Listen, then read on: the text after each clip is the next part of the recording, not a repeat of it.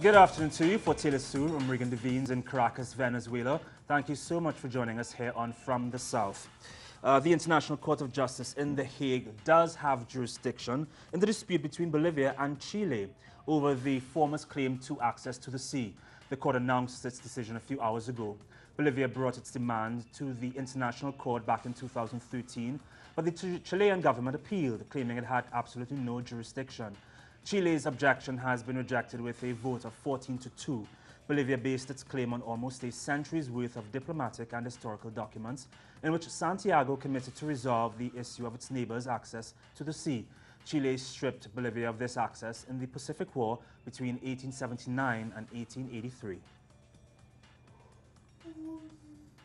The Chilean President Michelle Bachelet and her government were watching the ruling from The Hague on screens in the Moneda Palace in Santiago. She was quick to emphasize that the decision said nothing about the merits of the dispute itself and to repeat Chile's rejection of the Bolivian claim to the sea. We remain absolutely convinced that the Bolivian claim is without any foundation because it confuses rights with desires and utterly distorts the history of relations between Chile and Bolivia, especially the Treaty of 1904 and the meaning of the series of diplomatic talks between the two countries.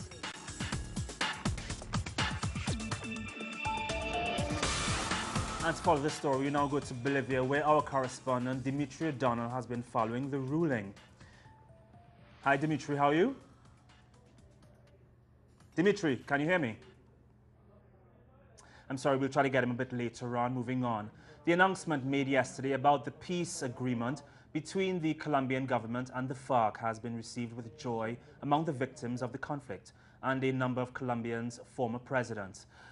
Victims and families describe the deal as historic and thank the fact that victims play a significant role and that they are treated as mere guests. For survivors, it seems for the first time that the 5-decade-long conflict is finally coming to an end.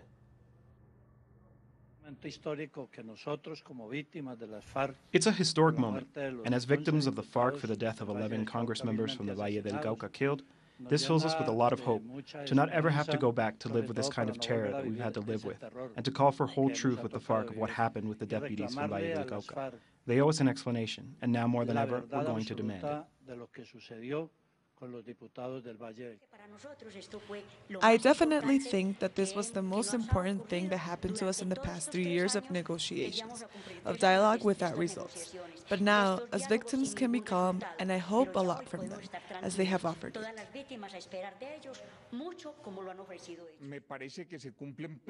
It seems clear to me that all the international standards that are being demanded are being met.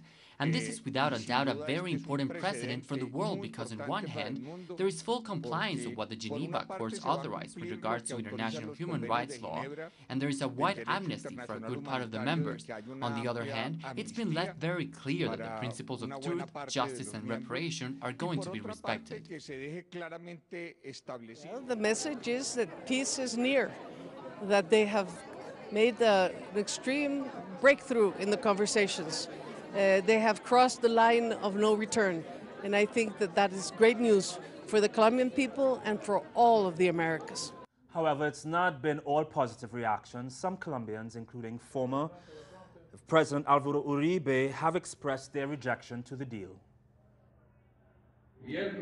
The government, the President of the Supreme Court, the Attorney General have accepted, as anticipated, that hostage-taking, that narco-terrorism are to be treated with impunity as it relates to political crimes. This is a prize for crimes against humanity, like the massacre in Bojayá, the car bomb of Nogal, and massive assassinations of the deputies from the Valle del Cauca.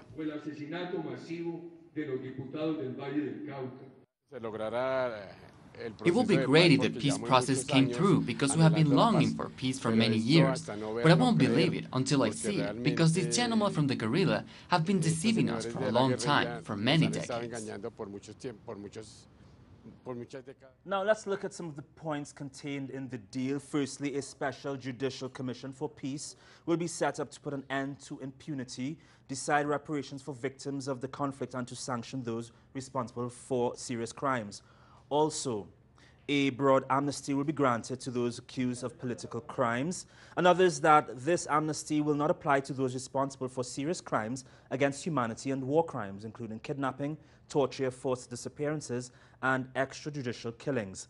And the Colombian government and the FARC also agreed on a 6-month deadline for a final peace agreement, with full disarmament to follow within 60 days of that final agreement. Today, definitely the parents of the families have decided together to live to the consequences. We're available for whatever happens, for the return of our guys to our homes, to our school. This is why we're here, present. And we want to say to the Mexican president, Enrique Peña Nieto, from today, the biggest commitment he has is to the parents of the families. And we go now to our correspondent in Mexico for more information on the protests taking place to commemorate the anniversary. The families of the disappeared 43 Ayotzinapa students are now in their 43-hour hunger strike that began yesterday afternoon as part of their actions and protests that will mark the 1-year anniversary of the attack and forced disappearance of the youth by police in the state of Guerrero. Now, the parents are to be joined later today at around 1 p.m. by a group that will total around 150 people, including a commission of classmates of the disappeared students, 4 members of the independent team from the Inter-American Commission on Human Rights, and representatives from various human rights organizations. This will all be in a meeting with Mexico's President Enrique Peña Nieto and other members of his cabinet. As we've been reporting, the families will be demanding from the president that new lines of investigation be opened in the case, given that the final report of the independent team of investigators from the Inter-American Commission found that the official investigation was wrought with holes, inconsistencies, and complete errors. Now, according to Mexican officials, they expect the meeting between the parents and the president to last, quote, a few hours. However, some anticipate the meeting to last much longer. As we recall, in late October last year, a month after the disappearance of the students, Peña Nieto agreed to meet with the families, and that meeting lasted 6 hours. Now, the families are to break their hunger strike on Friday and are expected to lead a mass demonstration in the Mexican capital on Saturday to mark the 1-year anniversary of the disappearance of the 43 students. This is Clayton Kahn reporting for Telesur here in Mexico City. A Colombian delegation arrived on Wednesday in Caracas to continue the discussions on the border crisis between the two neighbor countries. Members of both cabinets debated the 7-point agreement reached on Monday in UNASUR's headquarters in Ecuador. Venezuelan President Nicolas Maduro and Colombian President Juan Manuel Santos agreed to reinstate their ambassadors and investigate the border situation while working to progressively normalize the border.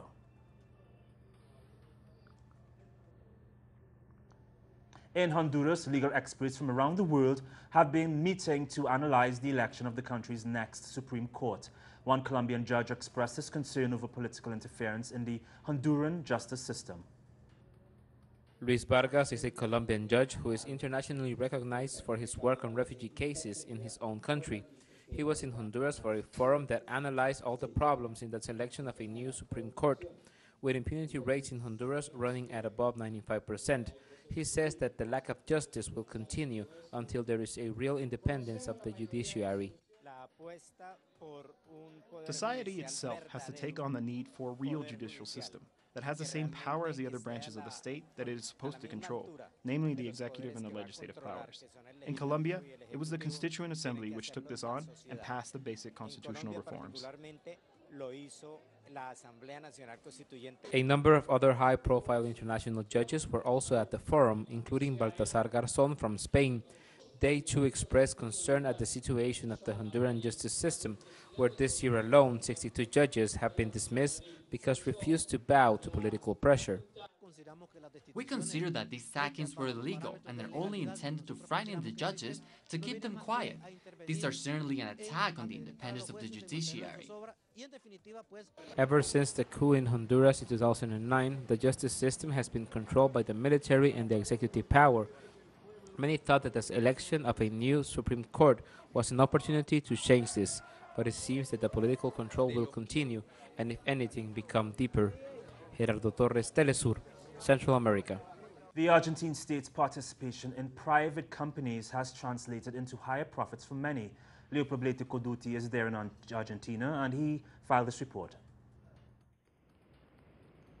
The Argentine state is participating directly in 46 domestic companies through the Sustainability Guarantee Fund. The fund is managed by the National Social Security Agency and seeks to promote economic growth, job creation, and to strengthen the country's social security net.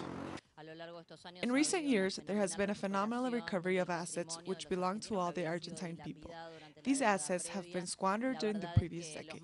The truth is that the so-called retiree funds have grown exponentially. These funds are actually the funds of the workers, and they have been recovered from the jaws of those private pension funds and given back to the state. All private retirement and pension funds were nationalised back in December 2008. The equity is now managed by the National Social Security Agency, and it has increased by almost 500%. They oppose state participation, the role of the state.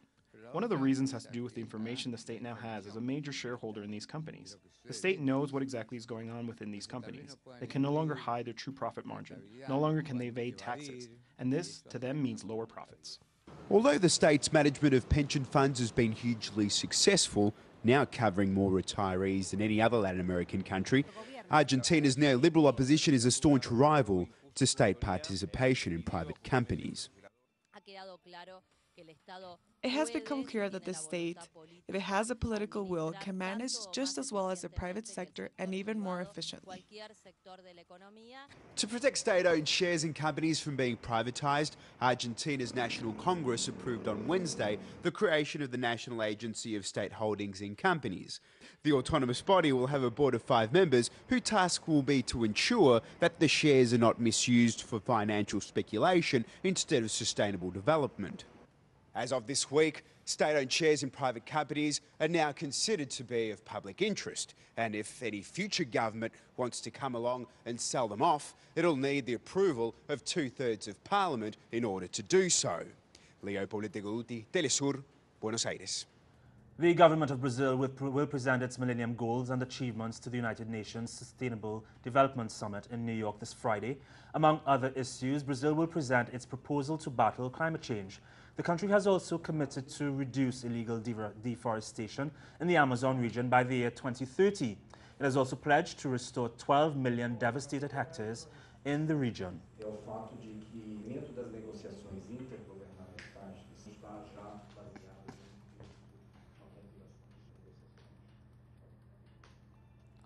And on a previous story, to be a little clearer on the importance of an agreement, we've connected with Theo Balve, Professor of Peace and Conflict Studies at Colgate University in New York State. Good day, Professor Balve. Firstly, can you explain the significance of this agreement on transitional justice?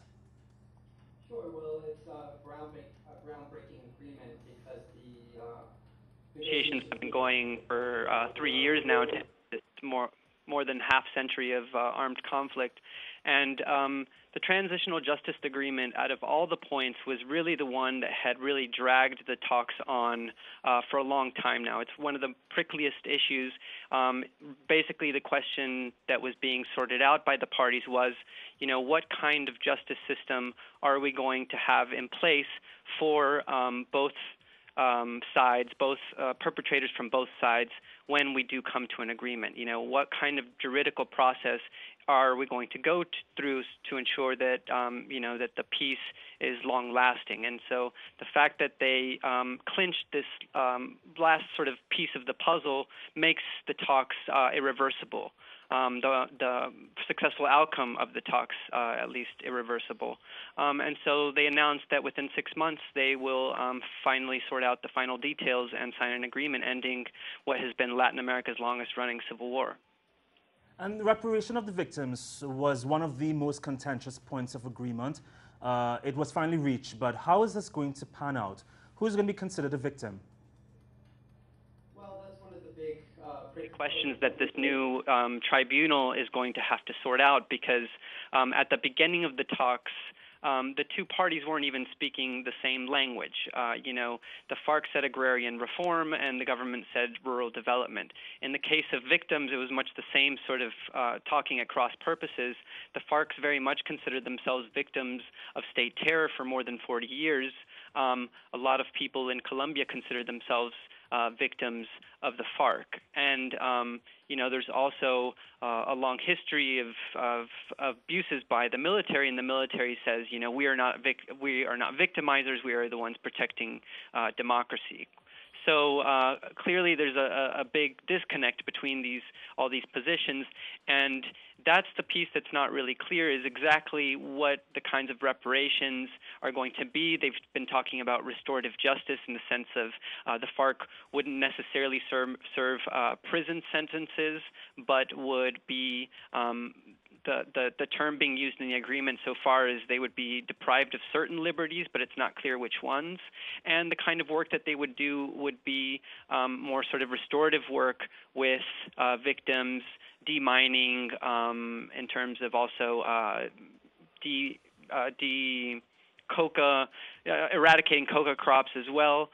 Presumably, the Colombian military would be subject to those same sorts of provisions. But I think in these last 6 months is when they're really going to try to iron out the details. And obviously, sometimes that's where the devil's at. So we'll see what happens.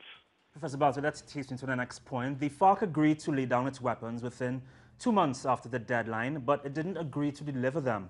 How is this exactly going to work, and who is going to supervise this? Again, the details are still vague in terms of how that's going to actually work in practice, and this was one of the things that was sort of always going to be sort of left towards the end. Once you sort everything else out, you can begin to talk about, well, what is the final stages actually going to look like? But the details on this are also scant at this moment.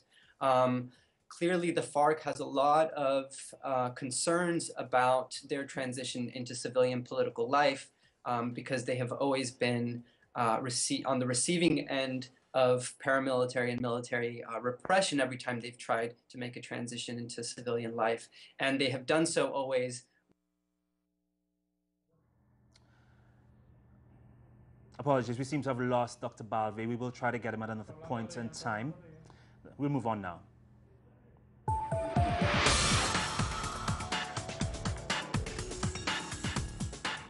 Pope Francis became the first pope to address a joint session of the United States Congress. The pontiff delivered a speech to the Republican-led U.S. Congress in which he spoke about climate change and immigration. He also called on lawmakers to abolish the death penalty, to welcome refugees, and to end armed conflicts that are fueled by money and weapons sales. Stranger in our midst appeals to us. We must not repeat the sins and the errors of the past.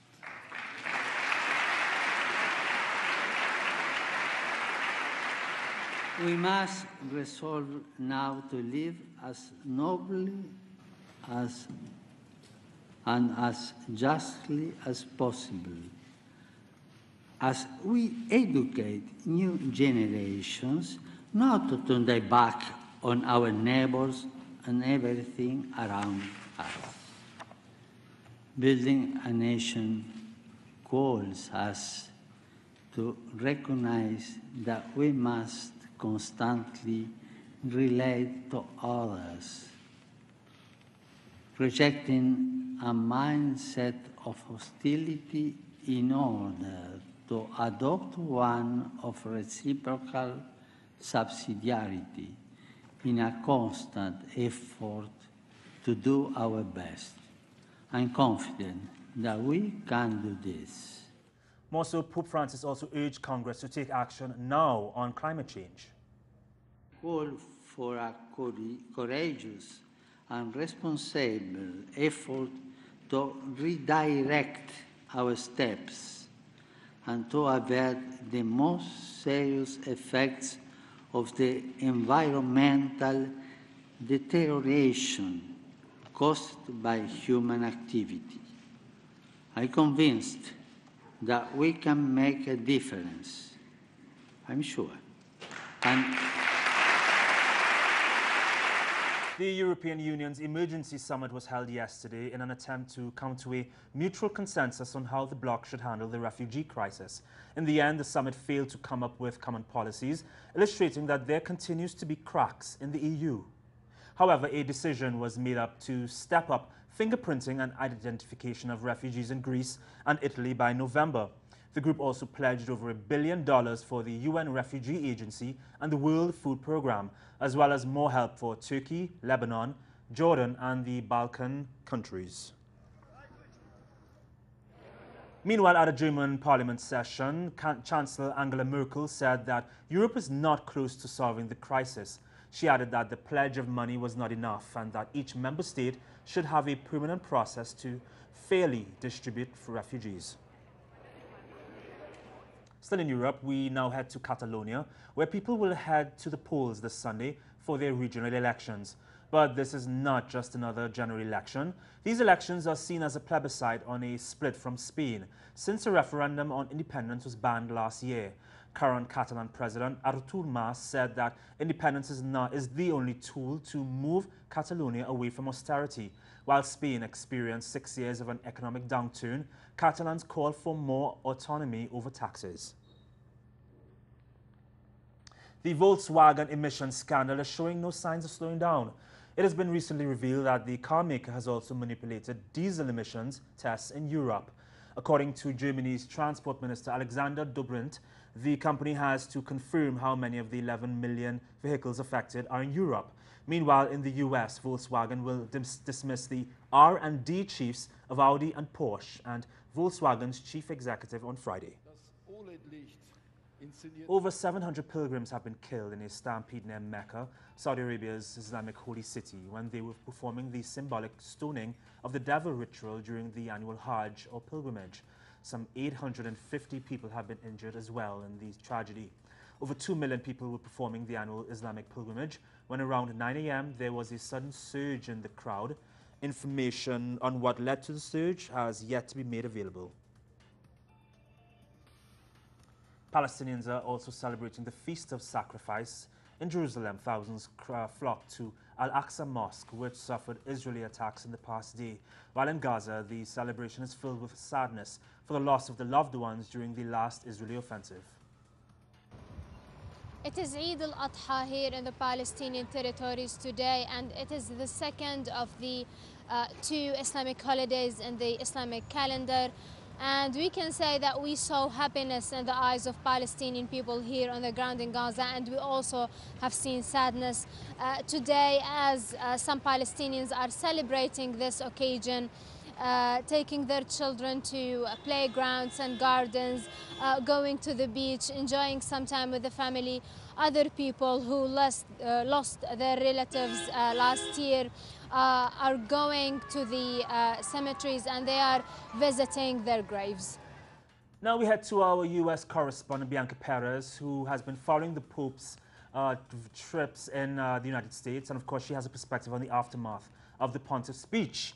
Hi Bianca, it's been widely reported that Pope Francis is the first pontiff to address a joint session of the U.S. Congress. Can you explain the significance of this historic event? Hi, Regan. Yes, thank you very much.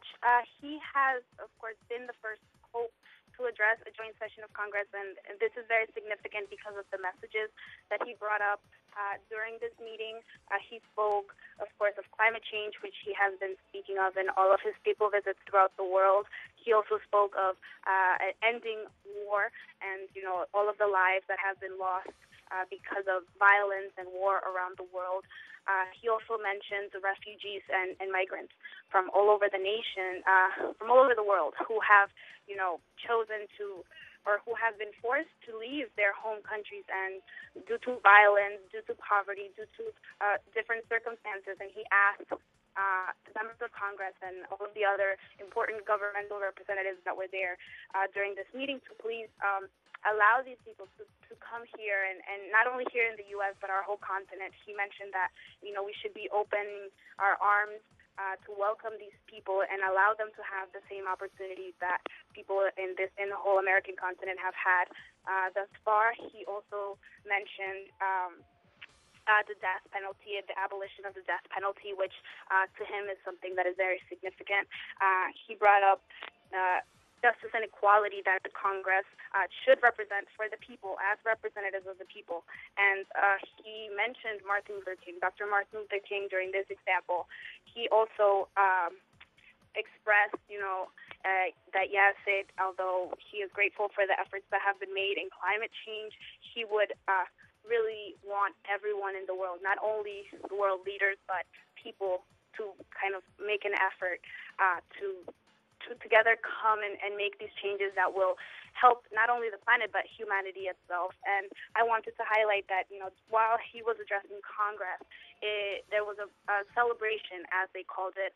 Many organizations came together outside of Congress during this meeting, and they were there for different social causes, such as, all of the issues that he mentioned during his meeting with Congress, and they were very, very hopeful and very thankful to Pope Francis for addressing these issues with the government, and they were hoping that his message will get across and that it will make a difference, and that these social issues will be now talked about in Congress with more solutions to come.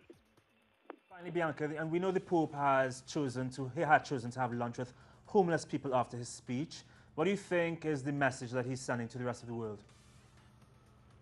I'm sorry, Regan. Can you repeat the question? Lunch with some homeless people after his speech. What message do you think he's sending to the world?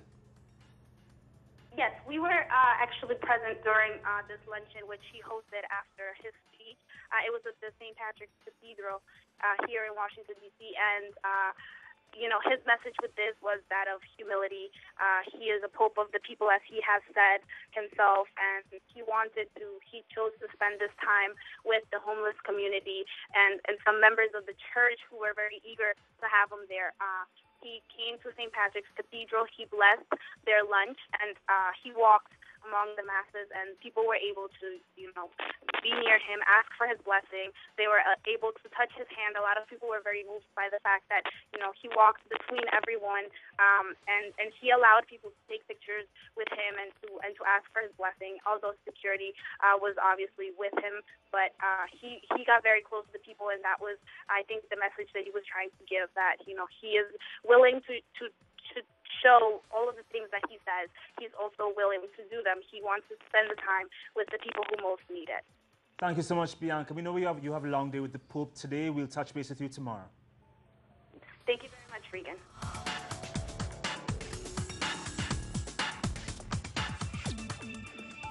And to close this afternoon, a 105-year-old man has broken his own record as the oldest competitive sprinter at the Kyoto Masters Athletics Autumn competition in Japan. His name is Hidekishi Miyazaki. He was 8 when World War I ended and 34 when the Second World War came to an end. He didn't start running until he was well into his 90s. Miyazaki ran the 100-meter race in 42 seconds. For more of these and other stories, please visit our website, telesurtv.net/English. For Telesur English, I'm Regan Devines. We hope you can join us this evening for our major newscast. Have a great afternoon.